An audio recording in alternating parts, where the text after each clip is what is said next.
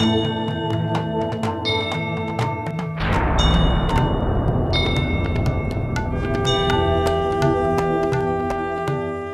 सैनिक 10,000 सैनिकों से बोला, तुम सबके बीच में से वो रुक्मिणी को ले गया, तुमने हमको कहा क्यों नहीं, बताया क्यों नहीं? बताना तो था। एक बोला, मेरे को नहीं मालूम वो रुक्मिणी को कब ले गया, मैं तो उसका मोर मुकुट देख रहा था। एक बोला, मेरे को नहीं मालूम वो रुक्मिणी को कब ले गया, मैं तो उसकी चाल को देख रहा था। एक बोला, मेरे को नहीं मालूम वो रुक्मिणी को कब ले गया, मैं तो उसकी खड़ाऊं देख रहा था। एक बोला, मेरे को मालूम था वो रुक्मिणी को लेके जा रहा है, तो फिर बताया क्यों नहीं रे भले आदमी? बोले, सुनो तो सही, पूरी बात तो सुनो। मेरे को मालूम था कि वो रुक्मिणी को लेके जा रहा है, लेकिन मैंने देखा कि उन दोनों की जोड़ी बहुत अच्छी जमी हुई है, पहले ले जाने दो, बाद में बताऊंगा कौन ले गया। तो अब 10,000 सैनिक पीछे पड़े।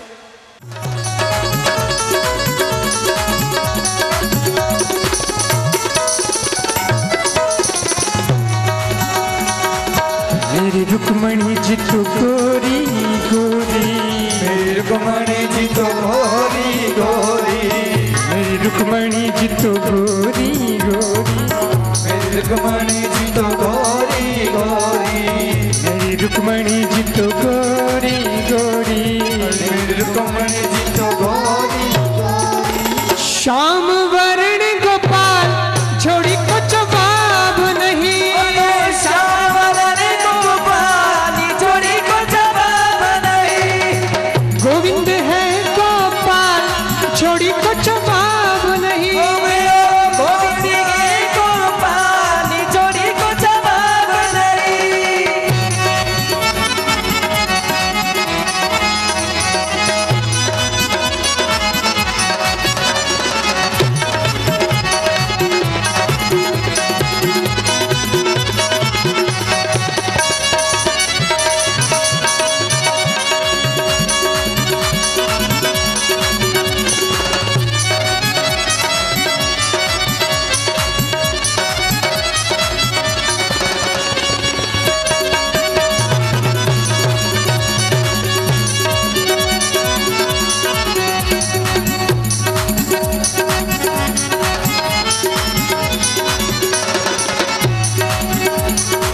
भक्त मंडल तो तेरा गुणी गावे, मंडल तो तेरा गुण गावे, भक्त मंडल तो तेरा गुणी गावे, मंडल तो तेरा गुण गावे। चरणों में राखो रे गोपाल छोड़ी को जवाब नहीं, चरणों में राखो रे गोपाल छोड़ी को जवाब नहीं, चरणों में राखो रे गोपाल छोड़ी को जवाब नहीं, चरणों में राखो रे गोपाल छोड़ी को जवाब नहीं।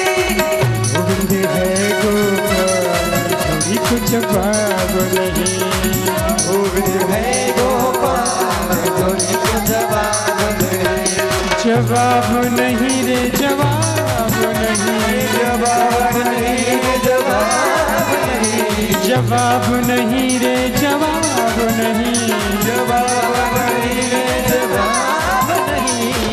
गोविंद है गोपाल छोड़ी को जवाब नहीं, गोविंद है गोपाल छोड़ी को जवाब नहीं, गोविंद है गोपाल छोड़ी को जवाब नहीं, गोविंद है गोपाल छोड़ी को जवाब नहीं, को जवाब नहीं, को जवाब। तो भगवान का विधि विधान से विवाह हुआ। प्रथम पटरानी बनी रुक्मिणी जी। अब थोड़ा सा समझ लो आप, इस प्रसंग का अपना आनंद है, वो तो हम लोगों ने देखा, प्रसंग का आनंद तो लिया, नाचे झूमे, लेकिन एक थोड़ा सा इस कथा का सार भी समझ लेते हैं। संक्षेप में ही समझेंगे लेकिन समझ लेते हैं। सज्जनों,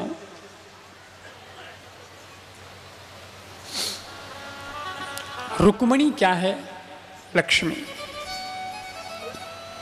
लक्ष्मी तो रुक्मिणी बन के आई है। कृष्ण कौन है? ब्रह्म, भगवान, यानी विष्णु नारायण। लक्ष्मी की शादी किससे होती है? नारायण से। विष्णु भगवान का ही तो वो वर्ण करती है, नारायण का ही तो वर्ण करती है लक्ष्मी जी। समुद्र मंथन हुआ, और जब समुद्र मंथन हुआ तो बहुत सारी चीजें निकली। विष निकला, शंकर जी ने उसका पान किया। ओचश्रुरा नाम का घोड़ा निकला, बलि ने लिया। ऐरावत नाम का हाथी निकला, इंद्र को मिला। अप्सराएं निकली, स्वर्ग का आभूषण बनी। और समुद्र मंथन करते करते इस बार लक्ष्मी जी निकली। देवता आदित्य समुद्र मंथन कर रहे थे, और जब लक्ष्मी जी निकली तो उनके हाथ में वरमाला थी। वरमाला है मतलब लक्ष्मी जी किसी से विवाह करना चाहती हैं। अब कौन कौन किससे विवाह करेंगी वो, ये नक्की नहीं है अभी, पर लाइन में खड़े हैं सब, क्योंकि लक्ष्मी से तो कौन शादी नहीं करना चाहेगा, इसलिए सब खड़े हैं लाइन में। देवताओं का राजा इंद्र खड़ा था सबसे पहले, और जैसे ही लक्ष्मी जी आई हाथ में वरमाला लेके, तो इंद्र लक्ष्मी जी को आंखें फाड़ फाड़ के देखने लगा। लक्ष्मी जी ने कहा ये कौन है? सखियों ने बताया कि ये देवताओं के राजा महाराज इंद्र हैं, देवराज सुरेंद्र इंद्र। लक्ष्मी जी बोली इंद्र हैं वो तो ठीक हैं, देवताओं के राजा हैं वो भी ठीक हैं, लेकिन ये अभी से मुझे आंखें फाड़ फाड़ के देख रहे हैं, तो विवाह होने के बाद ये क्या करेंगे, इसलिए इनसे शादी नहीं करनी। लक्ष्मी जी आगे बढ़ गई। मार्कंडे मुनि बैठे थे, वो आंखें बंद करके बैठे थे। इंद्र आंखें फाड़ रहा था, ये आंख बंद करके बैठ गए। पूछा ये कौन है? बोले ये मार्कंडे मुनि है, और ये ऐसे मुनि हैं जिनका प्रलय में भी विनाश नहीं होता।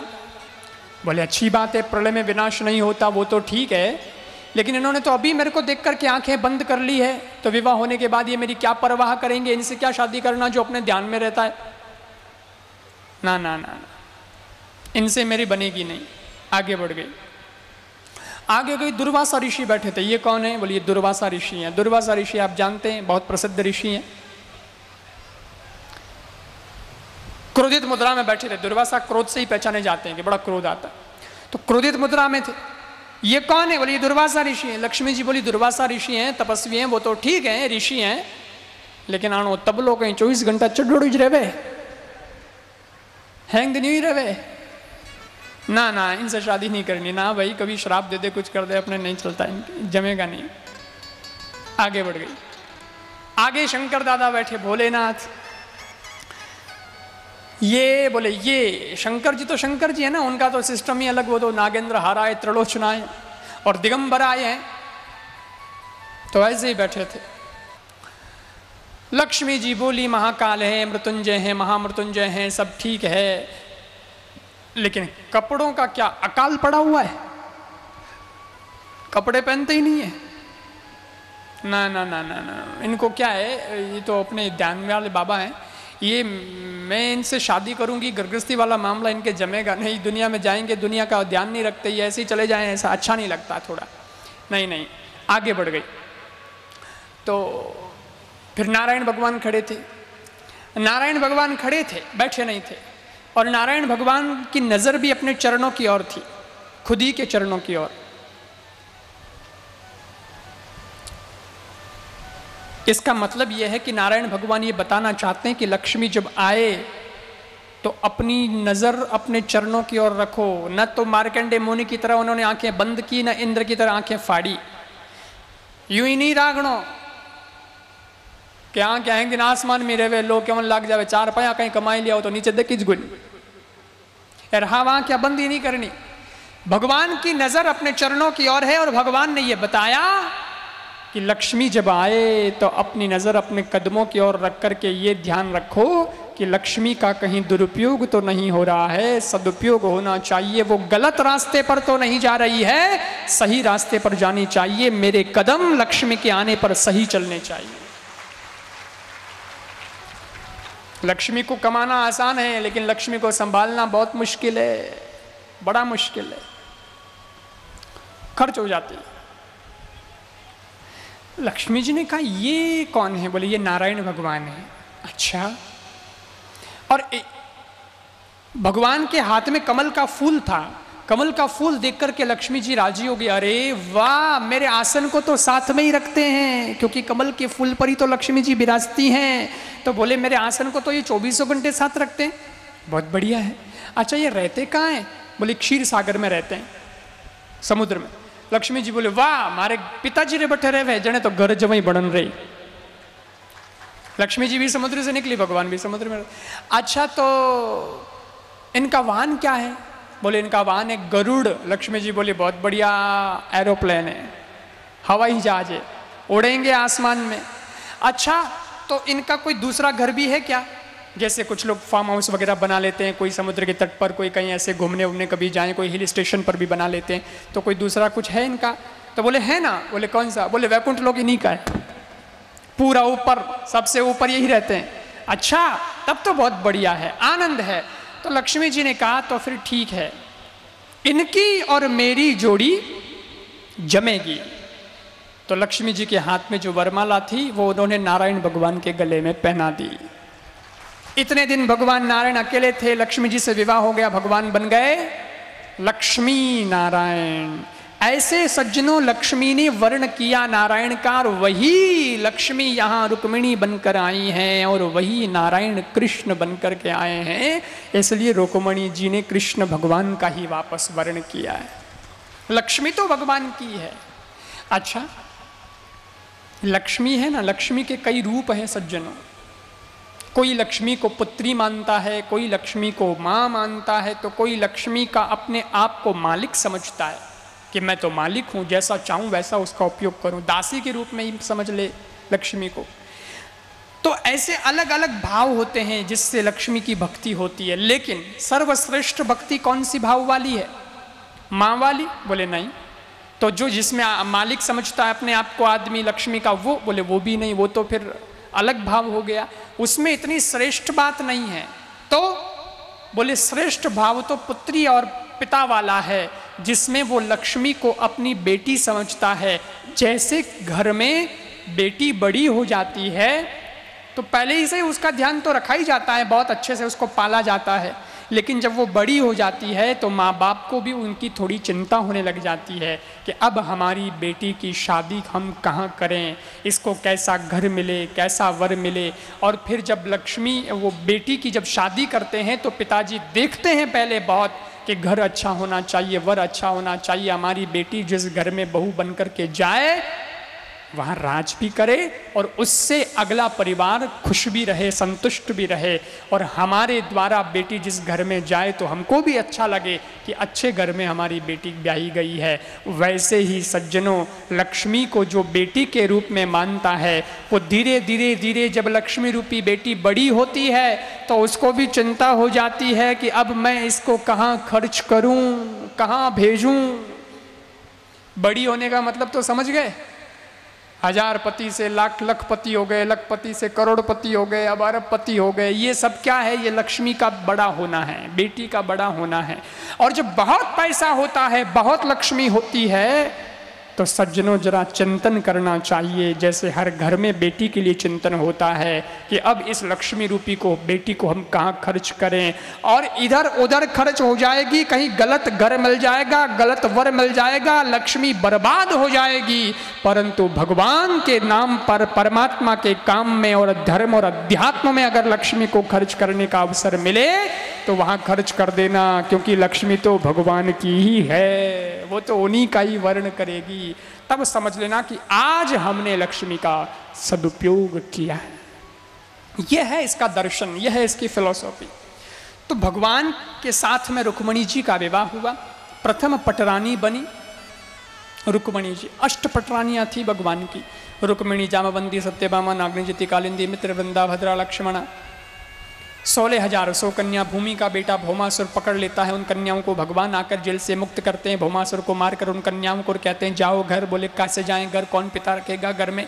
भगवान ने कहा तो शादी कर लो। बोले शादी कौन करेगा, हमसे एक राक्षस के द्वारा अपहरित हैं, हम बदनाम हो चुकी हैं, लेकिन क्या नहीं आप हमसे शादी करेंगे? तो भगवान को लगा कि कोई पिता रखता नहीं, कोई पति इनका बनता नहीं, तो तीसरा मार्ग ये भटक जाएंगे। मैं अगर इन्हें स्वीकार करता और इनकी ज़िंदगी सुधरती है तो ये बहुत अच्छा कार्य होगा। भगवान ने तुरंत ही ऐसा सोच करके उन्हें स्वीकार कर लिया। और सज्जनों यही होता है, जब ठोकर लगती है ना तो केवल चोट ही मिले ऐसा नहीं, कभी कभी ठोकर से ठाकुर भी मिल जाया करते हैं, जो इन कन्याओं को मिले। जब दुनिया के सारे सहारे छिन जाते हैं तो भगवान सहारा होता है, बेसहारे का सहारा भगवान होता है। आज इन कन्याओं को भगवान सहारे के रूप में मिले, पति रूप में मिले, और भगवान ने इनको रानियों के रूप में स्वीकार कर लिया। 16,100 ये 8 भगवान की पट रानियां टोटल हो गई 16,108। अब ये भी समझ लो कि ये 16,108 क्या है, क्योंकि आजकल का छोरा प्रश्न करे कृष्ण भगवान 16,108 ब्याह कर लियो, मैं 2-4 कर ला तो कहीं फर्क पड़े। तो ये भी स्पष्टीकरण होना चाहिए, ये 16,108 का गणित क्या है, ये है क्या 16,108। वेद में 3 कांड है, कर्म कांड है, ज्ञान कांड है, उपासना कांड है। कर्म कांड के 80,000 मंत्र हैं, ज्ञान कांड के 4,000 मंत्र हैं, उपासना कांड के 16,000 मंत्र है। उपासना का मतलब होता है उप समीपे असनम उपासनम, भगवान के समीप बैठना, जिस साधना से उसको बोलते हैं उपासना। और उपासना कांड के मंत्र हैं, जिन मंत्रों को जपने से भगवान का सामीप्य प्राप्त होता है, और वो 16,000 मंत्र हैं। उपासना कांड के इन 16,000 मंत्रों ने सोचा कि हमको पढ़ करके लोग भगवान का सानिध्य सामीप्य प्राप्त करते हैं, लेकिन कभी हमने तो उनका सामीप्य प्राप्त किया ही नहीं, कभी हम भी तो जाएं और भगवान के साथ में रहें। तो वो 16,000 मंत्र रानियां बनकर के भगवान का सानिध्य प्राप्त करने के लिए भगवान के पास में आए।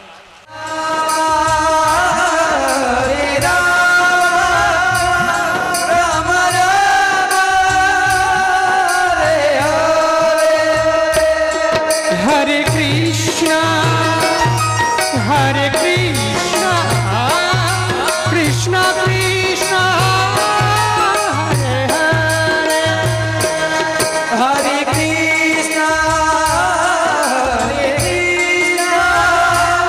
कृष्णा कृष्णा हरे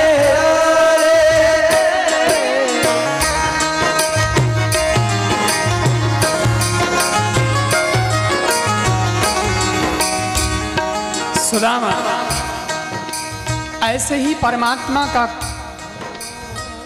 स्मरण करते हुए आ गए। चलते चलते एक नदी आई, सुदामा को लगा रे नदी आ गई, कुछ दिखता नहीं, कैसे जाऊंगा, किधर जाना। देखा तट पर नाव बंधी थी, एक नाविक बैठा था। पूछा सुदामा जी ने, भाई मुझे द्वारका जाना है, कैसे जाऊंगा अब। उसने कहा जी द्वारका जाना है तो आपको ये नदी पार करनी पड़ेगी। अच्छा तो तुम हमको पार लगा दोगे, हमारा तो काम ही यही है, सबको पार लगाते हैं, आपको भी लगा देंगे। नहीं नहीं वो तो ठीक है, लेकिन तुम फिर कहोगे हमारे तो 20 रुपए हो गए, 30 रुपए हो गए, देने लेने के लिए अपने पास कुछ नहीं है। मुफ्त में पार लगाते हो तो बात करो, निःशुल्क यात्रा, हम तो ऐसे यात्री हैं। वो बोला नाविक, पंडित जी मेरा तो पैसा ही यही है, जो मिलता है उससे गुजारा होता है, इधर से उधर लोगों को पार लगाता हूँ, उसमें जो मिल जाता है उससे अपना चूल्हा जलता है, परिवार बीवी बच्चे सब उसी से पलते हैं, इसलिए सबसे लेता हूँ। मगर चिंता मत करो, आप जैसे फक्कड़ आते हैं ना फकीर, उनको फ्री में ही पार लगाता हूँ, क्योंकि आपसे मैं कुछ नहीं मांगूंगा, मुझे भी मांगने में शर्म आती है। आपने कपड़े भी ऐसे पहने हैं कि उनमें जेब ही नहीं है, तो मांगू भी तो क्या मांगू। चलो आपको फ्री में पार लगा दूंगा, बैठो। सुदामा जी बैठे, बातचीत शुरू हुई। थोड़ी ही देर में नदी का दूसरा किनारा आ गया। सुदामा जी उतरे नाव से और कहा, एक बात बताओ, मुझे कितनी देर और लगेगी द्वारका पहुंचने में, कितना समय और लगेगा। तो नाविक बोला, महाराज ज्यादा दूर तो नहीं है द्वारका, ज्यादा दूर नहीं है, लेकिन आपकी स्पीड को देख के ऐसा लगता है कि अभी 1 महीना और लगेगा। सुदामा जी बोले, 1 महीना? अरे अब हिम्मत नहीं है जाने की। और सुदामा जी ने क्या किया, नदी के किनारे जो रेत थी उस रेत को इकट्ठा किया, तकिया बनाया रेत का, इकट्ठा कर लिया किया रेत को। फिर अपनी आधी धोती बिछा ली, सो गए और आधी धोती ऊपर ओढ़ ली। वहीं सुदामा जी सो गए और कह दिया कृष्ण से,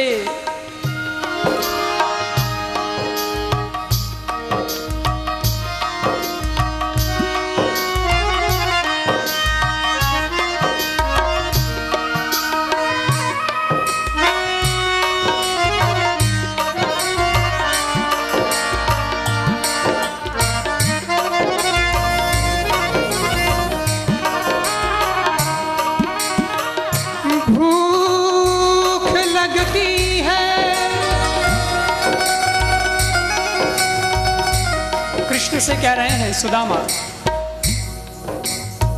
भूख लगती है न प्यास लगती है,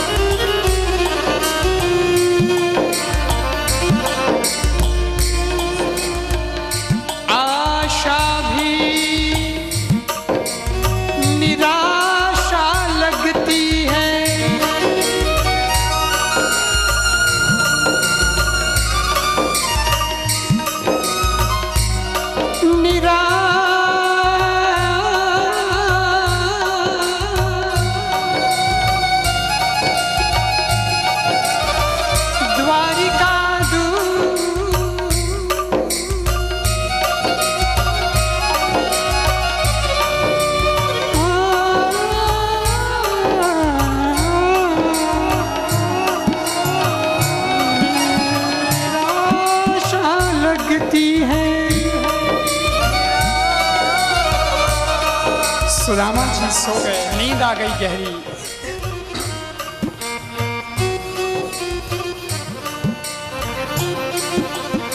सुदामा जी को तो नींद आ गई, लेकिन भगवान को लगा मेरा सुदामा ठीक आया रह जाएगा, इसलिए एक विमान भेजा। सुदामा जी सोए थे, उनको विमान में बैठाया। द्वारिका के एक बहुत सुंदर बगीचे में विमान उतरता है। सोते हुए सुदामा जी को वहीं छोड़कर विमान चला जाता है। थोड़ी देर बाद सुदामा जी की नींद खुलती है। सुदामा जी की नींद खुलती है। सुदामा जी देख रहे हैं, ये क्या, मैं तो नदी के किनारे सो रहा था, ये नगरी कैसे, ये बगीचा कैसे। सोचा नींद में तो नहीं, सपना तो नहीं देख रहा। सुदामा जी ने देखा, नहीं जागा हूं, आंखों को मसल दिया, मैं जागृत हूं, लेकिन सोया तब न था नदी का किनारा, अब देख रहा हूं नगरी का नजारा। ये समझ नहीं आ रहा है। एक आदमी जा रहा था सामने से, उसको पूछा, भाई ये कौन सी नगरी। वो बोला, द्वारका, ये द्वारका नगरी है। द्वारका है, हमको यहीं आना था, हम कैसे आए वो तो मालूम नहीं, लेकिन आ गए। तो यहाँ द्वारकाधीश का महल है ना। जी हाँ है, बिल्कुल है। तो भाई मुझे वहीं जाना है, द्वारकाधीश का महल बता दो ना। कैसे, किधर। भला आदमी था, सज्जन था, उसने बता दिया, दूर देखो महाराज, वो दूर सुदूर धोली धोली सफेद सफेद ध्वजा आसमान में फरुक रही है ना, वही द्वारकाधीश का महल है, वहां पधारो।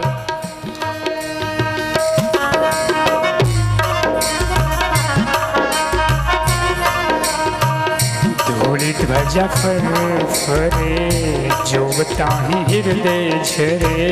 ध्वजा फर फरे जो बताहि हृदय झरे। धूली ध्वजा फर फरे जो बताहि हृदय झरे। ध्वजा फर फरे जो बताहि हृदय झरे। धूली ध्वजा फर फरे जो बताहि हृदय झरे। धूली ध्वजा फर फरे जो बताहि हृदय झरे। तो गुरु सेवा पे सिद्धि पाई छे हो। गुरु सेवा की सिद्धि पाई छे हो। तो गुरु सेवा पे सिद्धि पाई छे हो।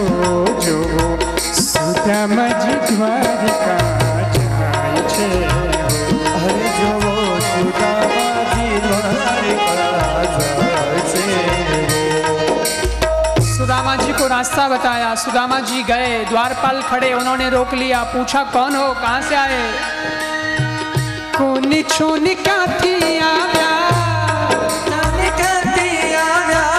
पोटली में शूले आव्या, पोटली में शूले आव्या, पोटली में शूले आव्या, पोटली में शूले आव्या। कोनी छोनी क्या थी आव्या, कौन छोड़ क्या थी आव्या, पोटली में शूले आव्या, पोटली में शूले आव्या। बोले बा को दिवस माथु खाई छे हो। आखो दिवस माथो खाय छे। आखो दिवस माथु खाई छे हो। जो सुदामा जी द्वारका जाय छे हो। हरे जो सुदामा जी द्वारिका जाय छे हो। सुदामा जी को पूछा तुम कौन हो, कहाँ से आए हो? सुदामा जी ने कहा मैं पोरबंदर से आया हूँ द्वारिकाधीश से मिलने के लिए। द्वारिकाधीश से मिलने क्यों? द्वारिकाधीश मेरे मित्र हैं, बचपन के साथ में पड़े हुए हैं, दोस्त की याद आ गई, मिलने आ गए। एक द्वारपाल सुदामा जी को ऊपर से नीचे, नीचे से ऊपर घूर घूर के देखने लगा। बोले आप और द्वारिकाधीश के मित्र?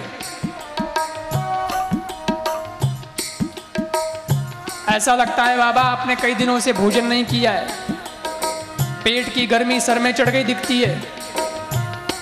भोगनो ठिकाने है कोनी। द्वारका में जाओ, बहुत सारा नक्षत्र बनियोड़ा है, भोजन करो, आराम करो, 2 घंटा रेस्ट करो, दिमाग ठंडा हो जाए, ठिकाने आ जाए तो होश में बात करो। सुदामा जी बोले ना ना, भोजन करना नहीं, दिमाग मेरा ठिकाने है, बात होश में कर रहा हूं और ऑथेंटिक बात कर रहा हूं, बिल्कुल सही तथ्यात्मक। मित्र हैं? अरे हैं, साथ में पढ़े हुए हैं, एक ही स्कूल एक ही क्लास में, लंगोटिया यार, और तुम बात करते हो।